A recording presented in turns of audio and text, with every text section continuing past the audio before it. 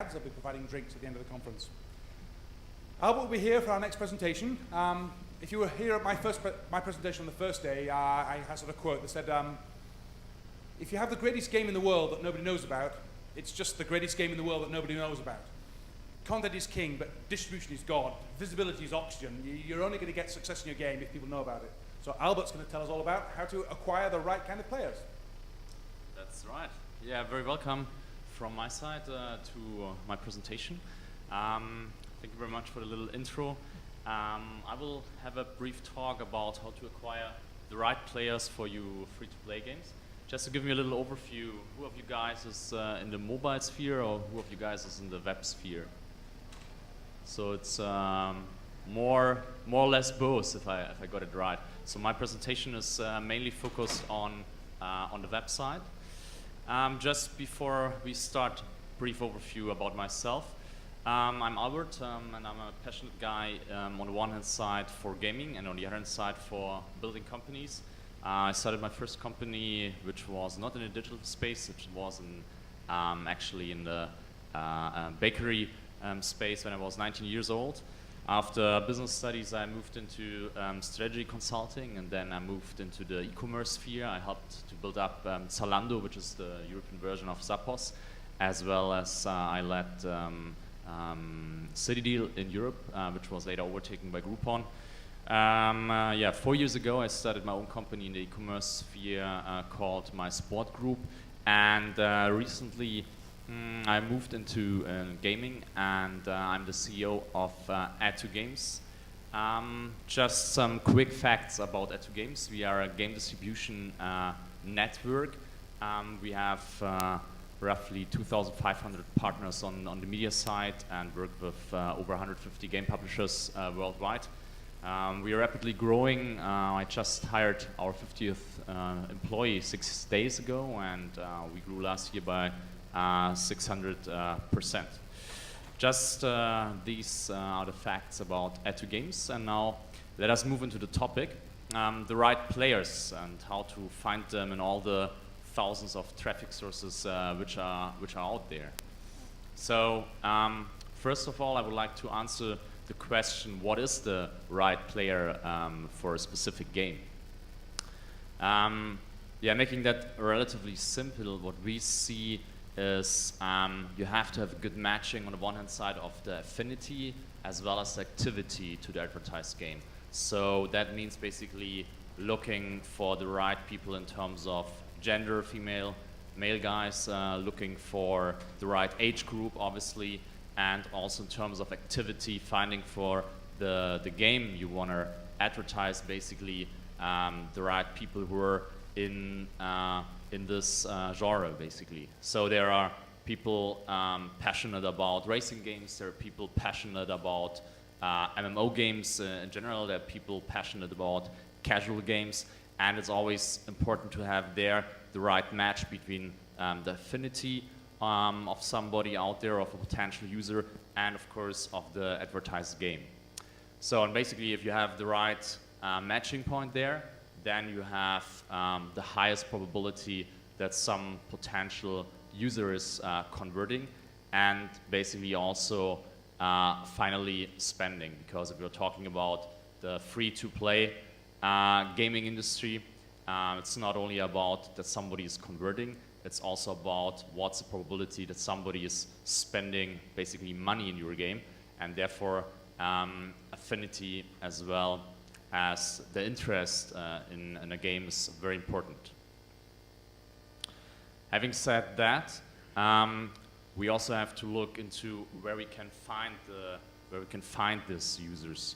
So based on our experience, it's very, very important to look for variety and to test out a lot of different sources.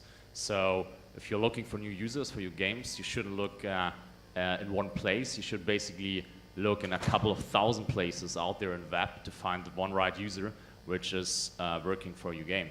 Because basically, as I said, it's not only that somebody is signing up, it's somebody who's having the right affinity and who's having the right interest and therefore it's somebody who will have high engagement in your game, and therefore it's somebody then who has like a very high probability that he is engaging in your game and therefore also spending money in your game. Variety, as I said, finding the right people based on our experience with the 150 partners we're working with on the game publisher side. It's variety in the sources of traffic we are looking for the users out there. So no matter if you're having a MMO game, or if you're advertising a casual game, or if you're advertising a social game or a strategy game, based on our experience, you can't be sure which type of traffic basically is working on your game. Obviously, if you like addressing a direct affiliate like a MMO website and you're advertising an MMO game, the likelihood that that is working is very high. But of course also the amount of traffic which you're getting from such a source is very limited, and therefore the variety in the different sources is a very big lever to being successful in acquiring the right players for your game. So if you just look into the traffic which is out there and which you can buy and where you can get traffic from various sources, it's basically relatively complex and relatively untransparent based on our experience. So probably you're asking yourself the question, which are like kind of the right sources where I can get my gamers from. As I said, it's not always so easy to find them on a website, which is like from the content of the website, that is very likely that also the people which are coming from such a website are attractive users and are basically also monetizing. If you look at the variety of sources which are out there, it's also not so easy to manage them. As I said, just we as Add2Games, we are dealing with 2,500 different traffic sources out there, and that's ranging from a 16 years old YouTuber to a big media company present in like basically all over Europe, like Springer. So it's kind of complex to handle them, and it's also kind of complex to build up deep relations with them. And of course, you're asking yourself, if you're publishing games and you want to acquire the right traffic for your games, what's the CPA and the CPL I'm basically paying?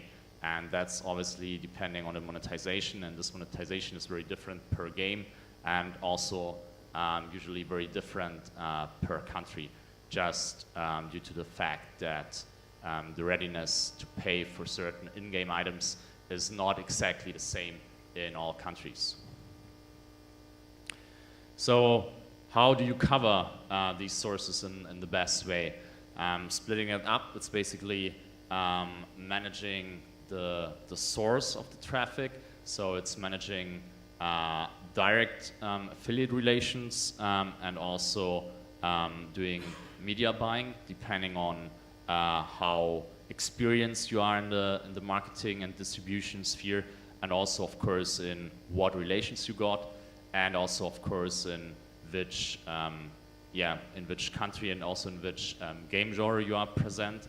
And furthermore, it's about testing for all the different variety of sources. If you're better dealing with a content integration, where you have, of course, very few people reading through basically a description or a text about a game, but therefore the quality of the people which are then finally signing up is very high, or dealing with very simple banners, or dealing with widgets where you can try out what creatives are working, and where you can basically also use an optimization algorithm, if you have a smart widget, to optimize constantly the way of how you are attracting traffic.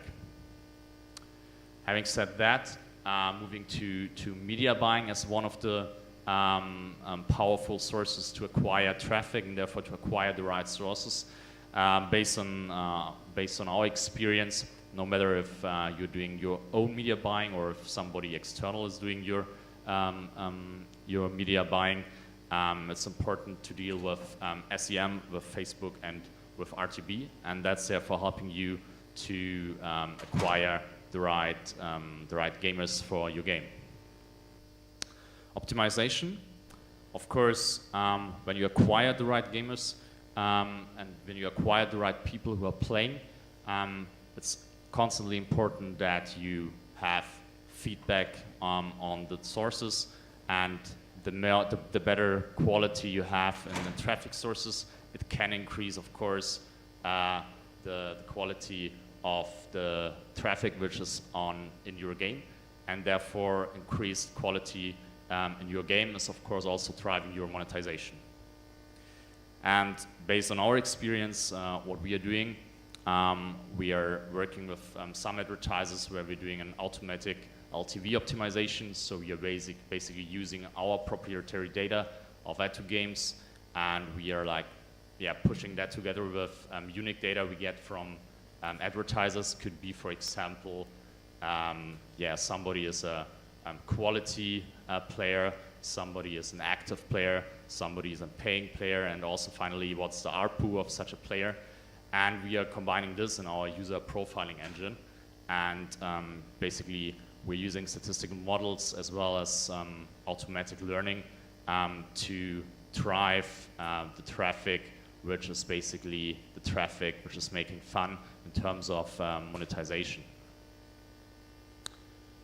By doing this, you are able to align the payouts. You want to basically push traffic sources which have good quality, and therefore you also, if you are seeing that your LTV is good, you're ready to pay more for such traffic sources. So the higher the quality, the more money you should invest, and therefore the better you should scale. And by doing this in an automatic way, you basically keep sources which have a normal or an average quality, and you basically diminish or stop sources which have a quality which is not showing the right payout for you, and therefore not having a positive ROI in your games.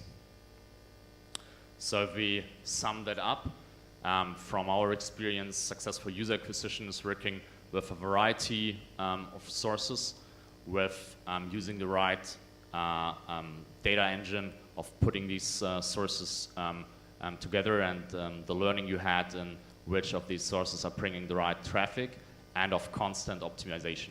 So constant optimization is very, very important, because not only looking for the right players, but also pushing then sources where you find the right players is making your company successful and is helping you to monetize your games in a very efficient way. Thank you very much, and if you have any questions, please feel free to raise them now.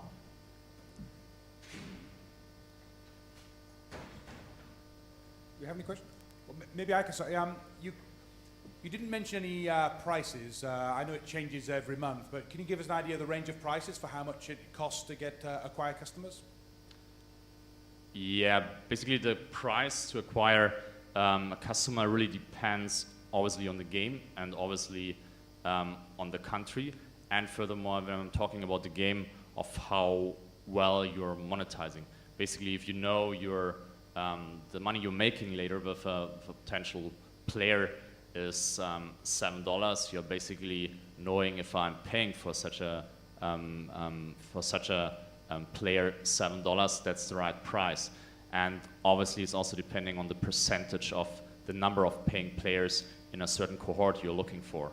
But just to give you a feeling in terms of the differences in prices for, let's say, a game X strategy game, you are paying usually for an user, let's say in Brazil, 25 to 30 cents, and you must pay in the US up to $2.50 for such a player.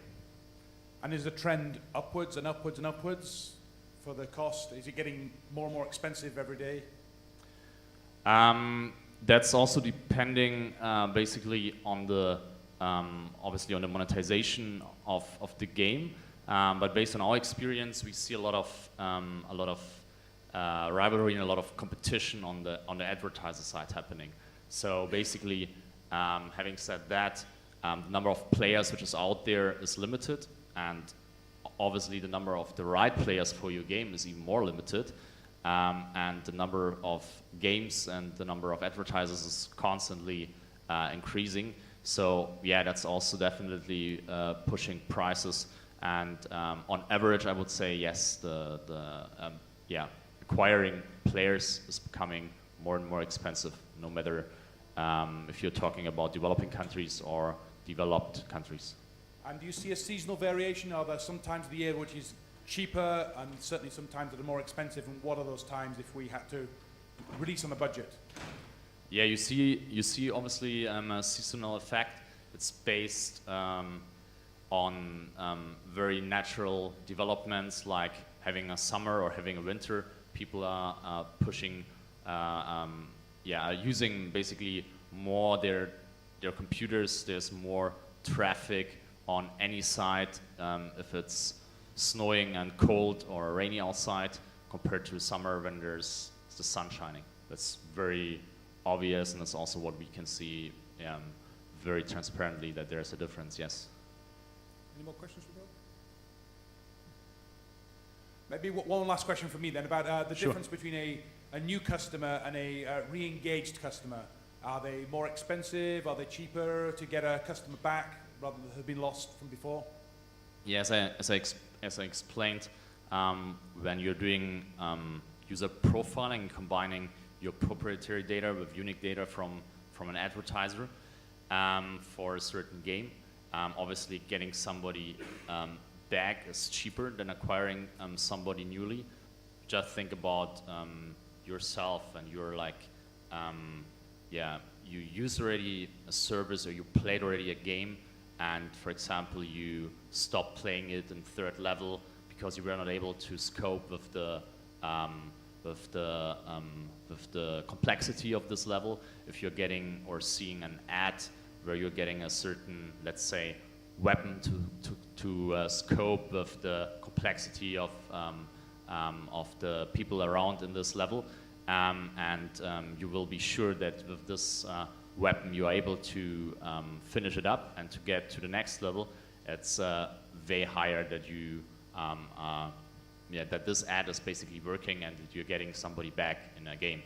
And based on this probability, of course, it's also interrelated that in my example, that re-engaging such a person is on average cheaper than getting a potentially new player into a game. And would you like to share with the audience some of your good clients? Can you share names of people who use your service and are very happy? Yeah, definitely. So we have on the advertiser side very good relationships with good game studios, for example. We are very successfully working together with Wargaming. We get very positive feedback from area games. So based on our experience, there are a bunch of advertisers out there which are really happy with the service we are delivering.